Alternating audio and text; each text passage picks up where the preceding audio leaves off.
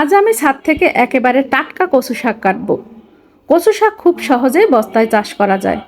শুধু একটা বড় বস্তা নিন, এর ভেতরে সামান্য জৈব সার মিশিয়ে নরম মাটি ভরে দিন।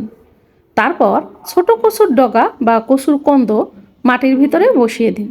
বেশি যত্নের দরকার হয় না, নিয়মিত পানি দিলে কচু শাক সুন্দরভাবে বেড়ে ওঠে। তাছাড়া কচু শাক খুব পুষ্টিকর একটি শাক।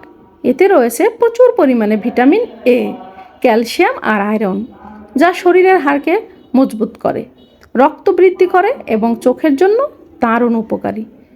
এছাড়া এটি সহজেই হজম হয় এবং গরমকালে শরীরকে ঠান্ডা রাখতেও সাহায্য করে। তাই ব্যস্ত শহরে ছোট্ট ছাদ বা বারান্দাতেও সহজে বস্তায় কচু শাক লাগিয়ে নিতে পারেন। একদিকে সবুজে ভরবে ছাদ, অন্যদিকে পাবেন একেবারেই তাজা ও পুষ্টিকর খাবার। আর দেরি নয়, এখনই আপনার হাতের কাছে বস্তা ব্যাগ যাই পান সেখানে কচুর কন্দ অথবা বাজার থেকে লতি কিনে আনে সেগুলো বসিয়ে দিতে পারেন। একা একাই আপনার কচু শাক হয়ে যাবে আর আপনি নিয়মিত পুষ্টিকর খাবার পাবেন।